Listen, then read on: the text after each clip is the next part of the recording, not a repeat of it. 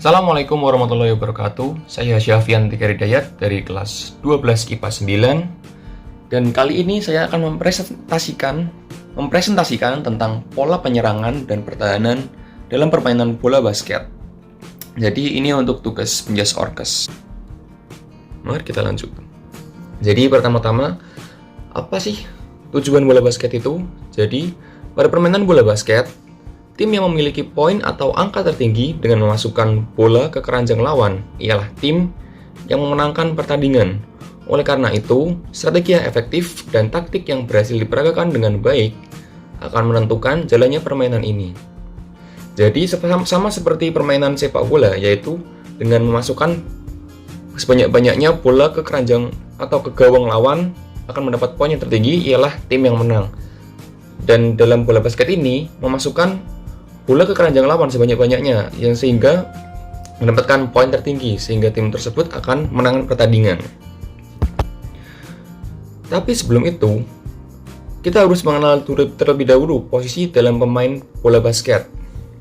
Jadi, satu regu terdiri dari 5 orang, yaitu yang pertama ada point guard. Tugasnya membawa bola dan memberikan passing pada temannya. Kemudian yang kedua ada shooting guard atau SG disingkat. Jadi tugasnya ini untuk menembak bola dari jarak yang cukup jauh. Ya, namanya shooting guard. Dan yang ketiga ada small forward. Tugasnya mencetak angka. Jadi si small forward ini harus mampu menerobos pertahanan dan melakukan layup atau dunk, juga melakukan shoot dari jarak tertentu. Dan yang keempat ada power forward. Tugasnya adalah merebound bola jika dalam pertahanan agar bola tidak kembali ke tangan musuh, atau jika saat tim kita melakukan penyerangan untuk menciptakan kesempatan mendapatkan poin. Rebound itu mengambil bola yang gagal dimasukkan, seperti bola yang terkena ring tidak masuk terus jatuh lagi, itu diambil lagi. Untuk selebihnya digambar formasinya seperti ini. Yang nomor 1 ini adalah point guard. Jadi point guard ini biasanya memiliki badan yang kecil, lincah, dan jago mendribble bola. Kemudian yang kedua ada shooting guard, SG. Jadi ya namanya juga shooting artinya kan menembak. Jadi memiliki akurasi shootingnya tuh presisi, harus masuk. Kemudian yang ketiga ada small forward, ya di sebelah sini. Jadi ini memiliki teknik yang hebat dan jago juga mencetak angka. Kemudian yang keempat ini ada power forward. Jadi ini biasanya tuh beradu fisik dengan musuh, memiliki lompatan yang tinggi dan badannya besar. Karena rebutan bola yang gagal dimasukkan ke keranjang, maka harus kuat, ya beradu fisik. Kemudian yang kelima atau yang terakhir ada center. Jadi ini seperti yang tadi ya, memiliki badan yang paling tinggi dan paling besar dalam suatu tim. Seperti tugasnya yaitu di pertahanan dan penyerangan. Jadi dua-duanya sebagai penghubung, kalau mau menyerang ya menyerang, kalau mau bertahan ya bertahan. Jadi harus mampu mengamankan ring dari tembakan jarak dekat. Selanjutnya kita masuk ada 2 tipe, yaitu pola penyerangan dan pola pertahanan. Yang pertama kita bahas yaitu pola penyerangan. Jadi pola penyerangan ini dilakukan untuk mencetak poin dengan cara memasukkan bola ke keranjang lawan. Ada 3 hal yang perlu diperhatikan, yaitu secara individual, secara grup, maupun secara tim.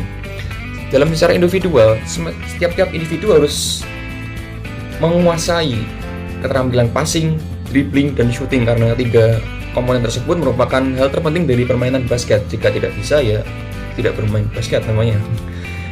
Kemudian dalam individual ini tidak boleh bersikap egois atau tidak boleh bersikap individualistis. Jadi bola harus dioper ke teman-teman atau ke tim, karena bola basket ini bermain secara bergu, bukan secara individual. Kemudian lagi harus siap terhadap setiap situasi. Jadi harus mengikuti perintah pelatih, menguasai emosi, tidak boleh gampang tersinggung, dan tidak boleh nervous atau grogi ketika dilihat oleh para penonton.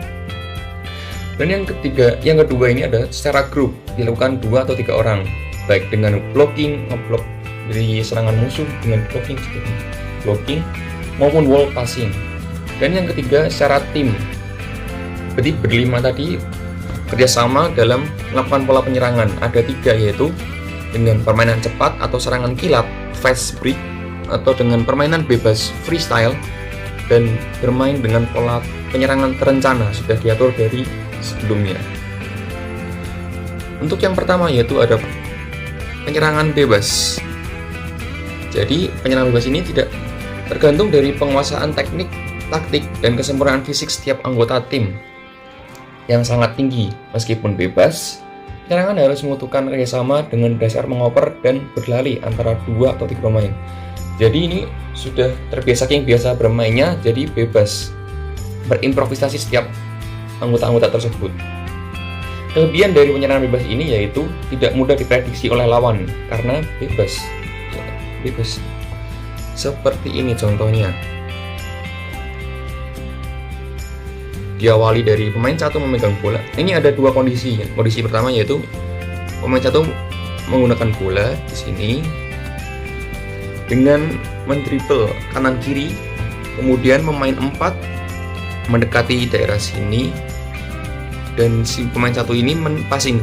Oh iya, jika garis putus-putus itu artinya mempassing, dan jika garisnya itu lurus, garisnya tidak putus-putus, itu pemain berpindah tempat. Ini bola dioper ke sini ke pemain 4, kemudian pemain 4 sebelum itu pemain 3 mendekati ke daerah sini.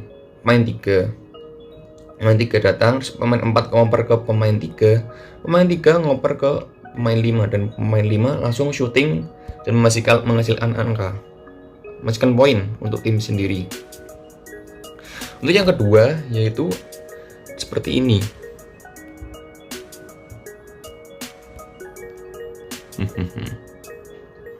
Pemain 1 seperti tadi, kanan kiri dribble, kemudian pemain 2 sebelum itu mendekati ke daerah sini, mendekati ke daerah lawan, ke ring lawan, kemudian langsung dioper oleh pemain 1 ke pemain 2, dan pemain 2 ini mungkin dengan menggunakan teknik play up masuk ke lawan, memasukkan bola ke keranjang lawan dan menghasilkan poin. Seperti itu. Kemudian selanjutnya ada penyerangan kilat atau fast break. Jadi serangannya dilakukan dengan cepat ketika lawan benar-benar belum siap untuk melakukan pertahanan. Jadi lawan belum siap, langsung kita serang. Jadi sebagian besar ini berhasil atau mencetak poin karena terbukti sangat efektif dalam menghasilkan angka. Seperti ini. Jadi tidak perlu menggunakan banyak passing, itu 2 langsung oper jarak jauh, langsung dieksekusi, bola masuk. Dalam gambar kali ini hanya memerlukan 3 passing, yaitu pemain 2 ke pemain 1, kemudian pemain 4 langsung menuju ke gawang lawan, ke keranjang lawan atau ke daerah musuh, kemudian pemain 5 dengan saat itu juga melakukan passing jarak jauh, kemudian ditangkap oleh pemain 4 dan dieksekusi masuk ke keranjang lawan dan menghasilkan poin jika masuk.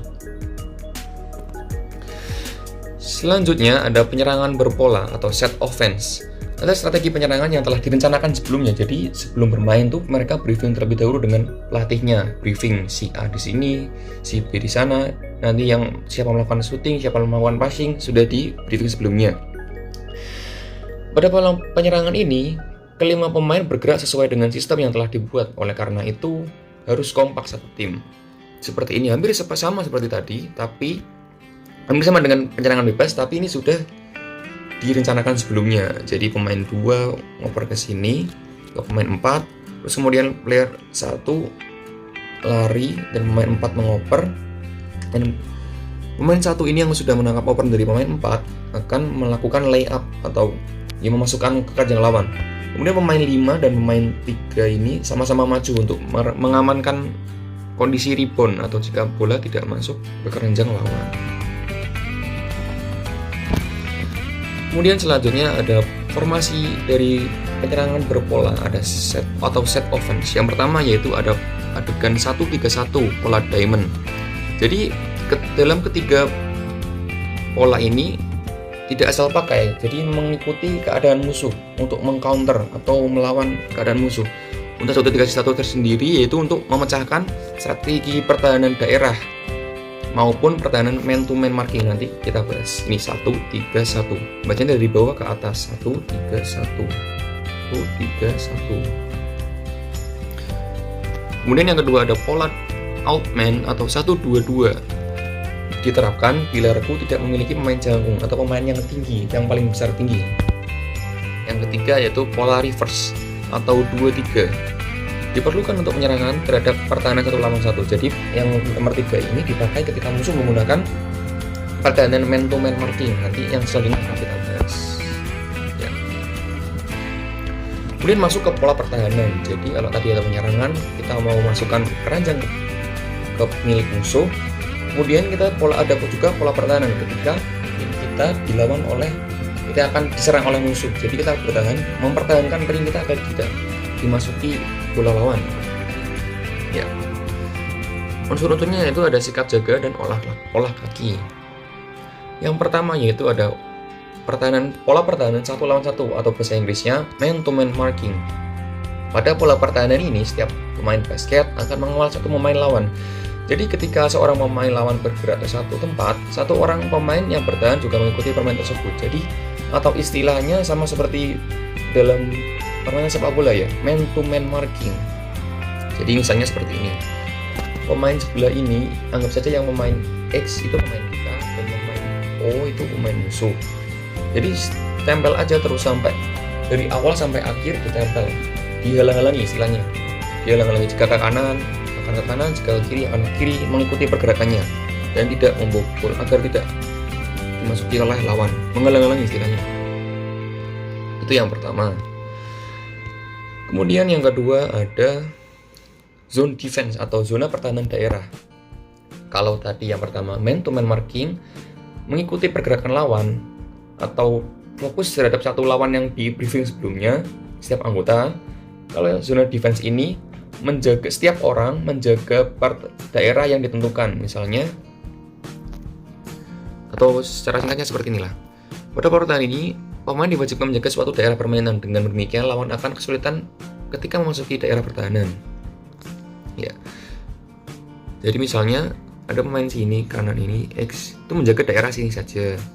Pemain sini menjaga daerah sini, pemain sini menjaga daerah sini dan seterusnya. Ada beberapa formasi yang dapat digunakan zone defense. Jadi zone defense ini bukan hanya misalnya menggunakan formasi 2-3 dari awal pertandingan sampai akhir pertandingan menggunakan 2-3 terus, tapi formasi ini berubah-ubah mengikuti posisi bola dari musuh. Jadi ketika bola tertentu dari daerah tertentu menggunakan 1-3-1, menggunakan 3-2, terus kemudian berubah menjadi 1-2-2 dan seterusnya. Jadi dinamis, tidak menggunakan satu saja formasi. Kemudian ada pertahanan campuran. Jadi dengan menggabungkan antara man to man marking dan zone defense. Jadi pertahanan campuran itu ada dua macam. Yang pertama, pertahanan daerah dengan menugaskan seorang pemain untuk menjaga pemain lawan yang dianggap berbahaya secara terus-menerus. Kemudian yang kedua ada pertahanan sanggit, yaitu pertahanan daerah yang mana setengah bagian lapangan dijaga 1 lawan 1 dengan setengah bagian lagi menggunakan sistem jaga pertahanan daerah. Jadi setengah-setengah.